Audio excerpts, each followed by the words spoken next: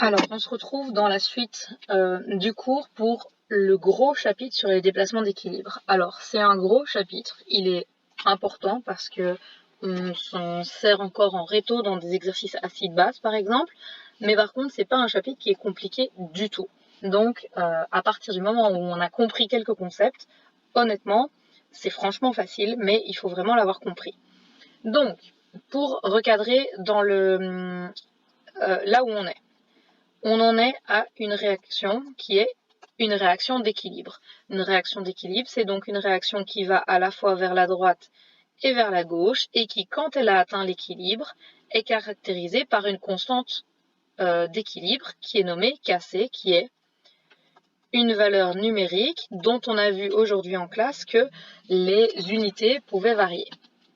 Alors, ce qu'il faut comprendre, c'est qu'une fois qu'un système est à l'équilibre, eh bien, ce système, il a envie de rester à l'équilibre.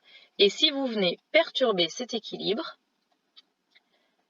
eh bien, le système va répondre à cette perturbation pour retourner vers un état d'équilibre. Alors, comme ça paraît un petit peu rien vouloir dire. Pour illustrer ça, on va prendre notre fameuse bouteille de coca. La bouteille de coca qui, quand on l'ouvre, qu'est-ce qu'elle fait? Eh bien, elle fait pchit parce que le CO2 qui est dans la phase ici aérienne s'en va. Vous perturbez donc l'équilibre de cette réaction qui est un équilibre entre du CO2 qui est dans la phase liquide et du CO2 qui est dans la phase gazeuse. Donc quand on fait pchit, en fait on perturbe l'équilibre. Cette perturbation d'équilibre, une fois que j'ai refermé ma bouteille, eh bien le système, qui est ma bouteille, va répondre à cette perturbation en voulant réatteindre l'équilibre. C'est-à-dire que si je fais disparaître tout le CO2 gazeux qu'il y a dans ma bouteille en le faisant s'évaporer, le système, une fois que je referme ma bouteille, va vouloir faire quoi? Eh bien, il va faire repasser du CO2 qui est liquide dans la phase aérienne pour re-remplir la phase aérienne avec du CO2 gazeux.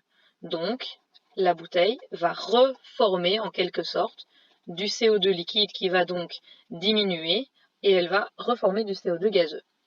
Et quand je rouvre ma bouteille, elle refait pchit et je continue comme ça à l'infini jusqu'à ce qu'il n'y ait plus de CO2 dans le coca et donc plus de CO2 gazeux.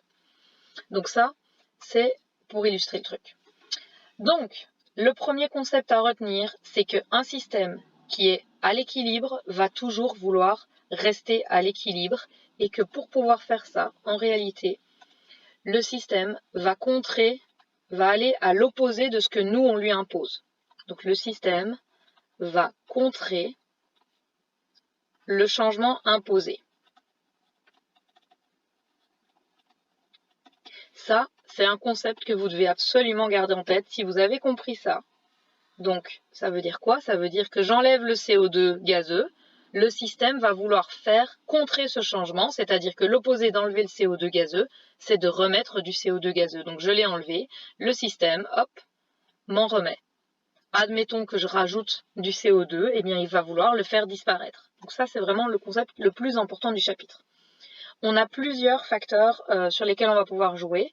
Donc on a la température, la pression et les concentrations molaires ou les pressions partielles si on parle de gaz, mais on va rester en termes de concentration. Donc les pressions partielles, on peut les mettre entre parenthèses, c'est le même principe, mais je vous ai dit dans la vidéo avant qu'on ne parlerait pas de Kp avec des pressions de gaz. Donc ça, c'est la loi générale que j'ai traduite par le système va contrer le changement imposé. Toute modification d'un facteur d'un équilibre va provoquer un déplacement d'équilibre qui va s'opposer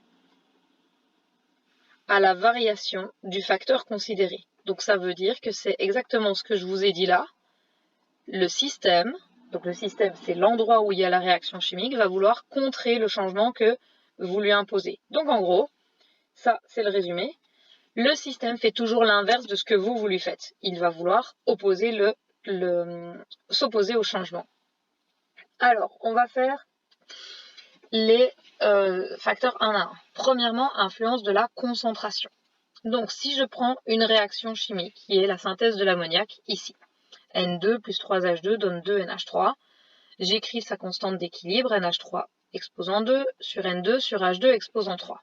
D'accord? Donc ça, c'est ce qu'on a appris tout à l'heure. Enfin, tout à l'heure ou dans une autre vidéo. La constante d'équilibre, je l'ai dit dans les remarques sur les constantes d'équilibre, elle est constante. Ça veut dire quoi? Ça veut dire que elle ne varie pas. Alors, il y a deux façons de comprendre ces variations de déplacement d'équilibre. Donc, le premier, c'est d'un point de vue mathématique. Si elle ne varie pas, cette constante, ça veut dire qu'elle doit toujours rester à une même valeur. Donc, si je fais varier les concentrations, exemple, premier changement, j'augmente la quantité de N2 dans mon système. J'augmente la quantité de N2, ça veut dire que mon chiffre ici devient plus grand. Ça veut dire que du coup, Kc techniquement devient plus petit. Vu que je divise par un chiffre plus grand, j'ai donc un chiffre Kc qui devient une valeur qui devient plus petite. Or, on a dit que la constante d'équilibre ne pouvait pas varier. Elle ne peut pas changer, donc elle ne peut pas devenir plus petite. Donc pour ne pas devenir plus petite, elle va provoquer un déplacement d'équilibre, c'est-à-dire qu'elle va changer les quantités qu'il y a dans mon système de telle façon à ce que le quotient de ces produits, NH3, N2 et H2, redevienne de nouveau la valeur de Kc, que cette Kc ne soit pas plus petite. Autrement dit, qu'est-ce qu'elle va faire pour ne pas être diminuée? Eh bien, elle va devoir diminuer les deux chiffres qui sont en dessous et augmenter le chiffre qui est au-dessus, mathématiquement parlant. Ça veut dire que pour pouvoir faire ça, elle va faire quoi? On dit que le système déplace l'équilibre vers la droite. Vous savez que j'aime pas écrire, donc la double flèche, ça veut dire équilibre. Elle va déplacer, le système déplace l'équilibre vers la droite, ça veut dire qu'elle consomme, je sais pas pourquoi je dis elle, il consomme le N2 que je viens de rajouter et le H2, et il fabrique plus de NH3. Ce qui veut dire qu'une fois que ces concentrations sont revariées en mauve, je retombe bien sur un Kc qui est égal à ce que j'avais au départ. Donc d'un point de vue, ça c'est l'explication d'un point de vue mathématique. Comme Kc ne peut pas varier, si l'un des trois facteurs augmente ou diminue, forcément, les autres vont devoir changer et l'équilibre va se déplacer soit vers la droite, soit vers la gauche, de façon à retomber sur la bonne constante d'équilibre. Alors parfois, il y en a qui n'ont pas l'esprit super mathématique, mais c'est pour ça qu'il y a d'autres méthodes. Si vous retenez que le système veut faire l'inverse de ce qu'on lui impose.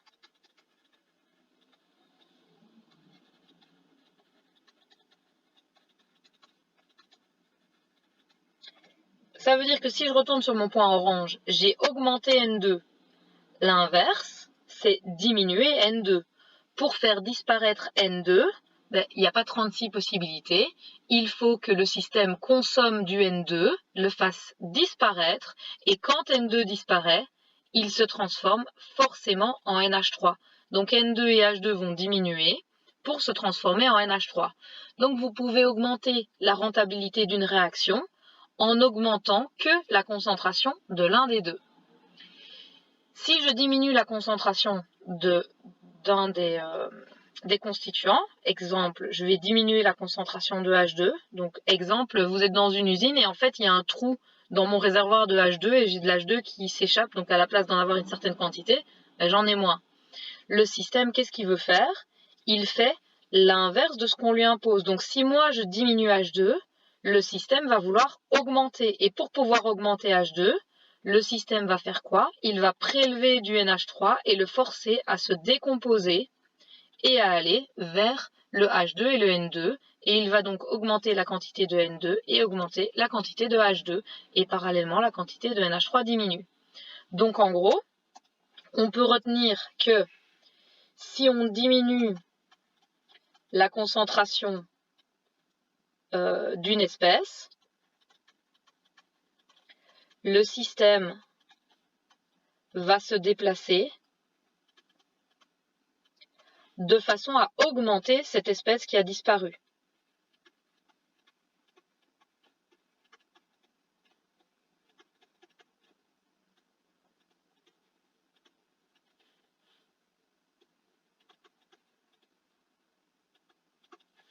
Donc SP, c'est espèce.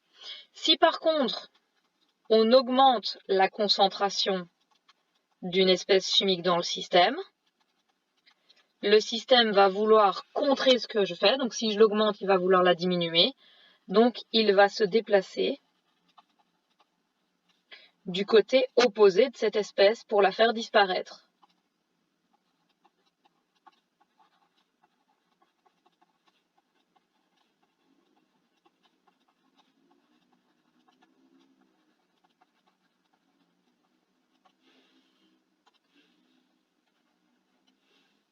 Donc ça, c'est les deux lois par rapport à la concentration. Si vous augmentez, on va les mettre en jaune, c'est mieux le jaune. Si vous augmentez la concentration d'un individu dans votre réaction, l'équilibre va d'office se déplacer du côté opposé.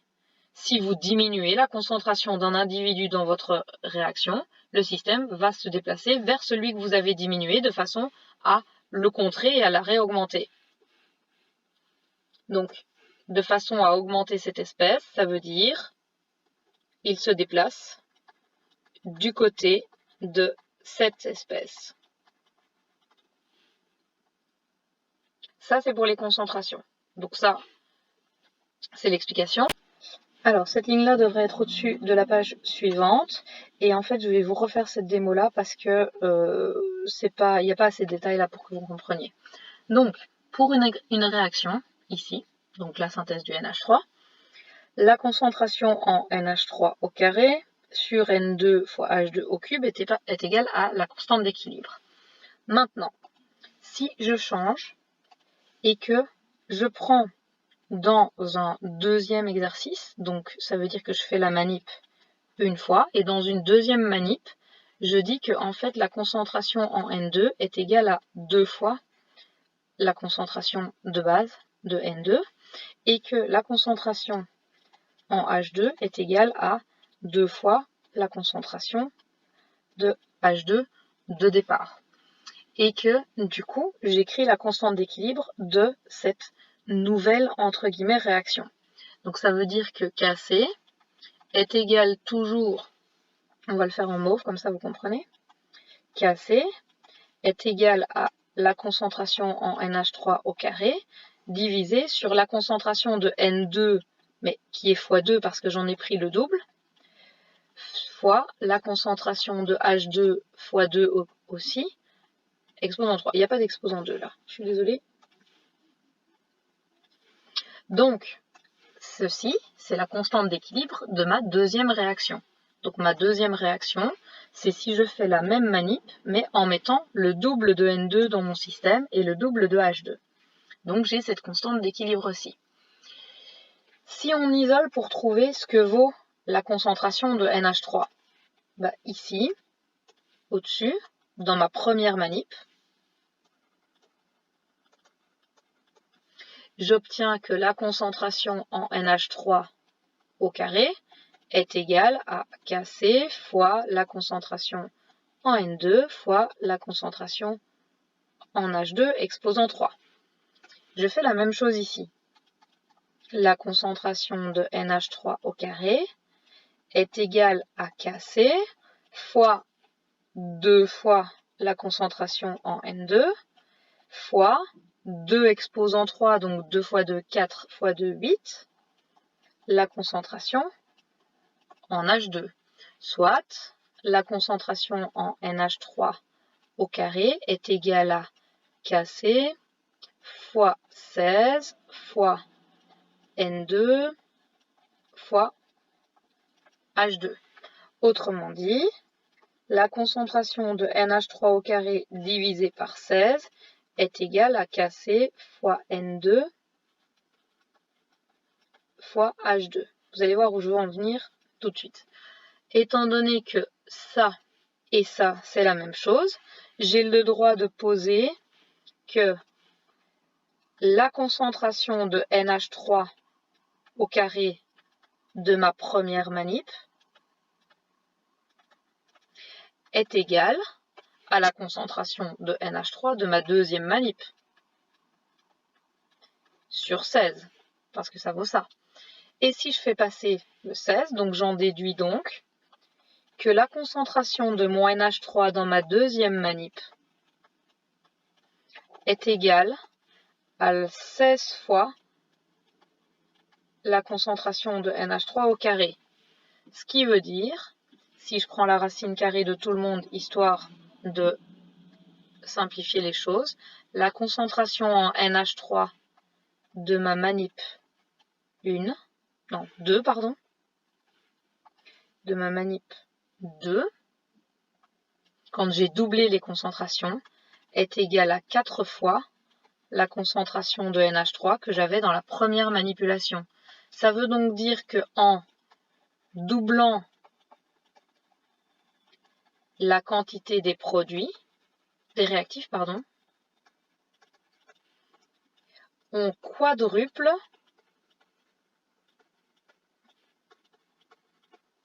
la quantité de produits. Donc ça devient très intéressant parce que si vous n'êtes pas obligé de... C'est pas une augmentation qui est linéaire. L'augmentation va dépendre de la réaction, des coefficients stoichiométriques, etc.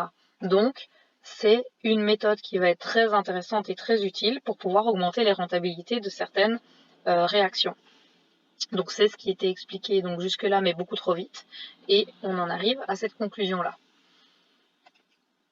Donc, pour les concentrations, eh bien, on peut augmenter la concentration d'un constituant et l'équilibre va se déplacer du côté opposé à ce constituant. Et on peut diminuer la concentration d'un constituant et l'équilibre va se déplacer du côté de ce constituant. Alors, concernant la température maintenant. Donc, pour faire la température, attention. Avant de chercher à savoir dans quel sens l'équilibre se déplace, il faut d'abord déterminer, et c'est très important, le sens exo et le sens endo de la réaction. Et ça, on le fait avec le delta H de la réaction. Donc le delta H qu'on vous donne par défaut le sens vers la droite, et comme vous savez que si c'est exo dans un sens, c'est endo dans l'autre, vous en déduisez d'office le sens de l'autre. Donc ici, le delta H est négatif, ça veut donc dire que vers la droite, j'ai une réaction qui est exothermique, et vers la gauche, j'ai une réaction qui est endothermique. Ok ? Alors maintenant, il faut se souvenir d'une chose. La loi de base que j'ai mis en fluo à la page d'avant, c'est que le système veut toujours contrer le changement. Donc, à la température, qu'est-ce qu'on peut faire ? On peut l'augmenter et on peut la diminuer. C'est pas très compliqué. Si la température diminue, exemple, je mets un pot de cette réaction dans le frigo. Qu'est-ce qui va se passer ? Est-ce que je vais avoir plus de NH3 produit ou moins de NH3 produit ? Si la température diminue, le système veut contrer le changement. Donc le système, contrer une diminution, c'est une augmentation. Donc le système veut augmenter la température. Pour ça, il va devoir produire de la chaleur. Et quelle est la réaction qui produit de la chaleur ? La réaction exothermique. Donc, il se déplace, l'équilibre se déplace dans le sens exothermique de la réaction.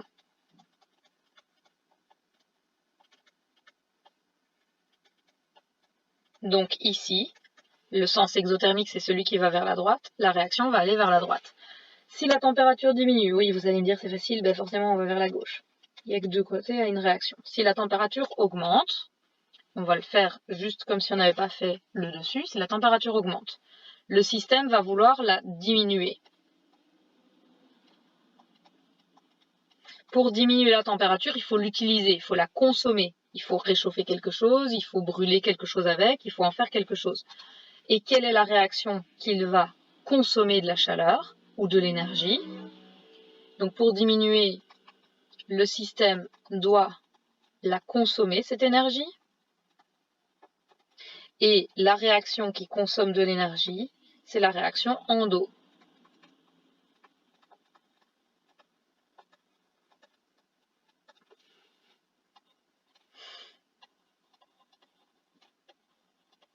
Donc, le système se déplace dans le sens endothermique, il va vers la gauche.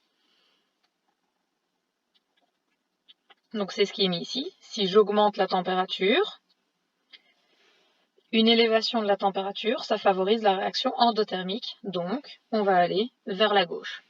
Donc soit vous le comprenez et vous faites le raisonnement à chaque fois dans votre tête, soit vous n'avez pas compris, vous avez peur de stresser, de ne pas avoir le bon raisonnement, et alors vous étudiez le fait qu'une diminution de la température, déplace l'équilibre dans le sens exo. Et puis une fois que vous connaissez une règle, ben forcément vous avez la règle inverse vu que c'est augmentation et que c'est dans le sens endo. Alors influence de la pression qui devrait dont le titre devrait être ici, donc c'est point C.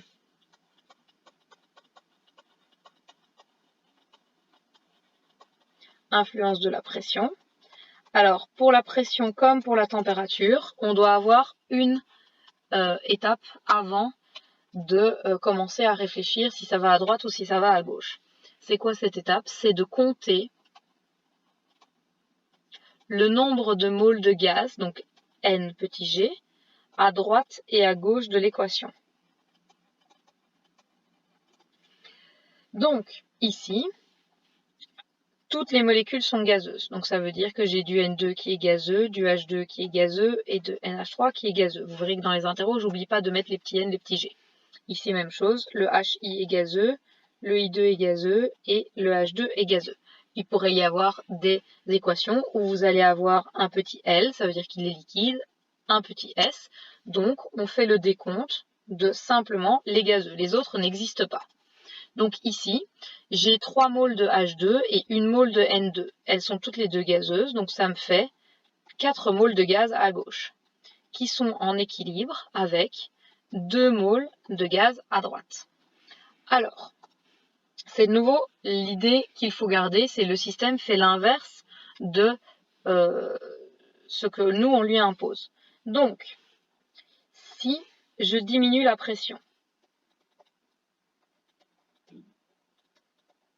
le système veut faire l'inverse. Donc, le système veut augmenter la pression. Pour pouvoir augmenter la pression, dans les milieux, qu'est-ce qui cause de la pression? La pression, elle est causée par l'air sur les parois, dans votre voiture, sur votre tête, par l'air que vous avez autour de vous, l'air qu'il y a dans une pièce, l'air qu'il y a dans un avion, l'air qu'il y a autour d'un avion. Donc la pression, en gros, elle est produite et générée par les gaz. Donc, si le système veut augmenter la pression, le système va fabriquer du gaz.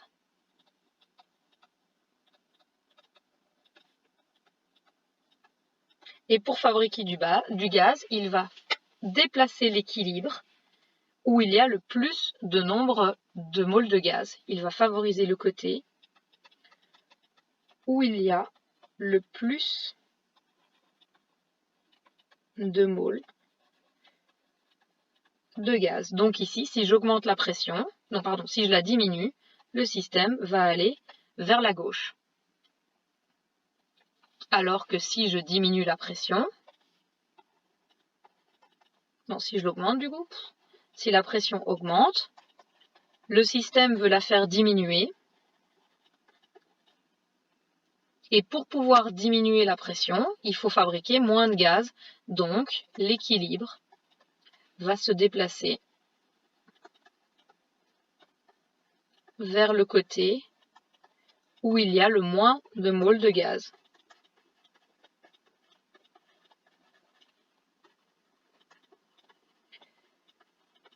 Ce qui veut dire forcément que vous devez d'abord avoir compté le nombre de moles qu'il y a à gauche et à droite. Ici, j'en ai 2 et j'en ai 2.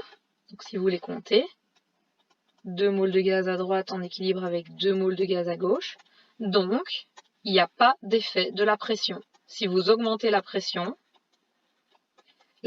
doit aller du côté où il y a le moins de moles de gaz. L'équilibre doit se déplacer du côté où il y en a le moins. Et comme il y en a 2 et 2, l'équilibre ne peut pas réagir. Et si j'augmente, même chose. Donc, vous ne pouvez pas agir sur un système avec la pression s'il y a le même nombre de moles à gauche et à droite de gaz. Ça, de nouveau, c'est la loi augmentation de pression, déplace du côté où il y en a le moins, et l'inverse fait l'autre. Alors après, on passe aux exercices. Donc, avant de faire les exercices, on va refaire une synthèse pour que vous ayez sur une seule page ce que vous devez connaître. Et ce à quoi vous allez devoir faire attention avant de commencer votre exercice. Donc, il y a 3 facteurs sur lesquels on peut jouer dans les équilibres.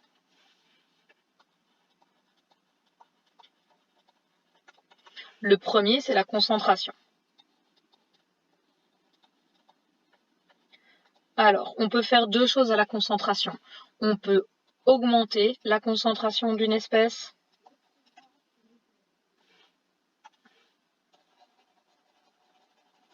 Faire comme ça, augmenter la concentration d'une espèce, ou on peut diminuer la concentration d'une espèce. Si on augmente la concentration d'une espèce, le système veut toujours faire l'inverse.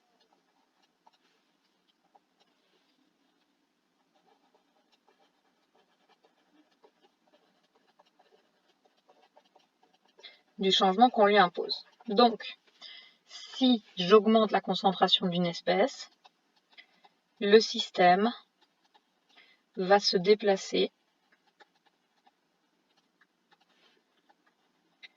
du côté opposé à cette espèce. Si par contre je diminue la concentration d'une espèce, le système va se déplacer du côté de cette espèce pour pouvoir compenser et reformer l'espèce qu'on a enlevée.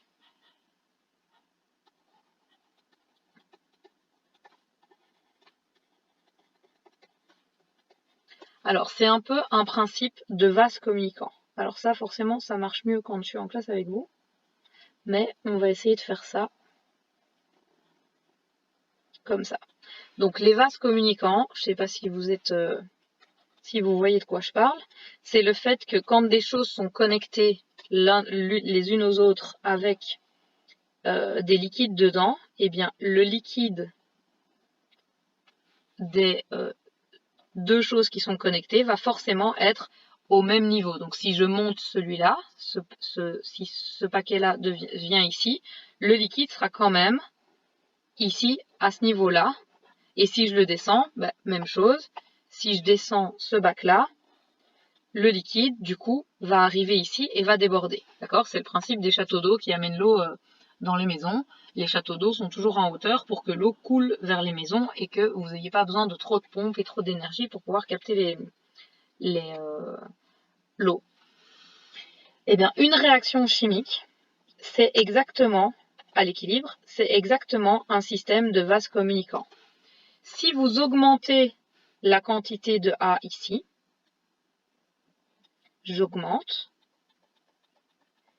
Le niveau ici passe plus haut. Et pour revenir à l'équilibre, qu'est-ce qu'il faut faire? Eh bien, il faut qu'il y ait du liquide qui passe du côté du A vers le côté du B pour faire remonter et égaliser du coup les 2 niveaux qui seront au même niveau. Donc j'ai bien perdu du A et formé du B en plus. J'ai augmenté de ce côté-là, l'équilibre s'est déplacé de l'autre côté. Si à l'inverse, je diminue le A, donc je vais le faire sur un autre dessin parce que sinon on ne va pas s'en sortir. Donc toujours avec mes 2 tuyaux. Si, donc j'ai toujours A en équilibre avec B. Si je diminue la quantité de A, donc ça veut dire que je suis ici, et j'imagine que j'ai un trou de ce côté-là, et donc je perds une partie qui part hop hop hop, et le niveau du coup se retrouve ici. Comme les 2 niveaux par le principe des vases communicants est censé être le même, ce qui va se passer, c'est que le liquide va s'écouler de là, et va faire remonter ce niveau-là. Bon, après, il faut forcément que le trou soit bouché, parce que si il monte au fur et à mesure, il va se vider, et donc en gros, vous allez en avoir là. Mais il va faire remonter ce niveau-là de façon à ce que les 2 soient pareils. Donc celui-là va remonter, et celui-ci va descendre. donc j'ai diminué la concentration de A, le système s'est bien déplacé du côté de l'espèce que j'avais diminuée. Ça, c'est pour la concentration. Le point 2, c'est la température. Alors, pour la température, attention, il faut d'abord déterminer l'essence exo et endo.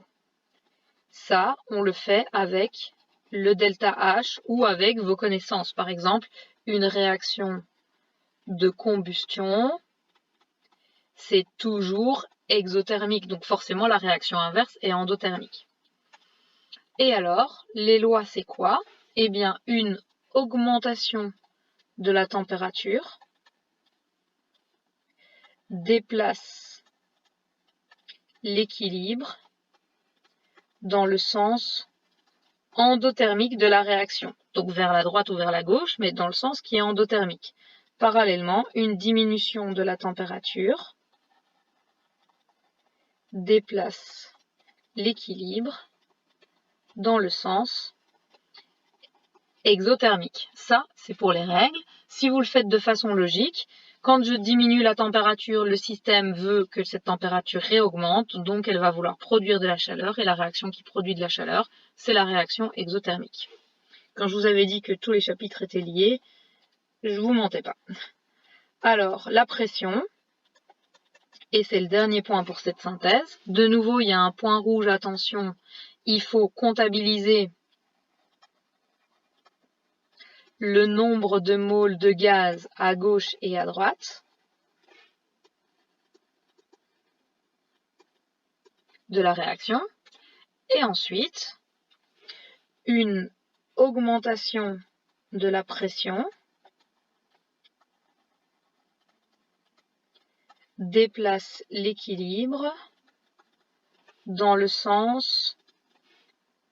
Donc si vous augmentez, vous voyez, même moi parfois je connais pas les règles, donc vous augmentez la pression, le système veut faire l'inverse. Donc le système va vouloir diminuer la pression, et pour pouvoir la diminuer, elle doit fabriquer moins de gaz, donc dans le sens où il y a le moins de moles de gaz. On va pas mettre dans le sens parce que c'est pas... on va mettre vers le côté, déplace l'équilibre vers le côté. Donc voilà, là vous avez tous les points de théorie, donc je vous propose de commencer les exercices. Et où il y a de se retrouver dans le moins la vidéo de correction des exercices de moles gazeuses, donc de N de gaz. Et si je diminue la pression, une diminution de la pression déplace l'équilibre vers le côté cette fois, où il y en a le plus. Pourquoi ? Parce que si j'ai diminué la pression, le système veut faire l'inverse et va vouloir l'augmenter. Pour pouvoir l'augmenter, il faut qu'il fabrique du gaz. Alors, il y a un quatrième facteur dont j'ai pas encore parlé, parce qu'en fait, il est lié au troisième. Et ce quatrième facteur, c'est le volume. Quand on augmente le volume, ce qui se passe, c'est que la pression diminue. Donc, dès qu'on a des gaz. Quand on diminue le volume, la pression va augmenter. Donc en fait, le volume et l'effet du volume sur un équilibre chimique est lié directement à l'effet de la pression. Parce que soit on diminue, il y a une diminution du volume, et du coup la pression, elle, va augmenter. Et dans ce cas-là, on se retrouve avec les règles qui valent pour l'augmentation de la pression. Soit on exerce une augmentation de volume, donc le gaz a plus de place, la pression va donc diminuer, et dans ce cas-là, on se retrouve avec les règles qui valent pour la diminution de la pression. Donc voilà, c'est juste un facteur en plus sur lequel on peut jouer, sur lequel c'est parfois plus facile de jouer par rapport à la pression, mais qui va avoir donc les effets inverses de ce qu'on fait à la pression.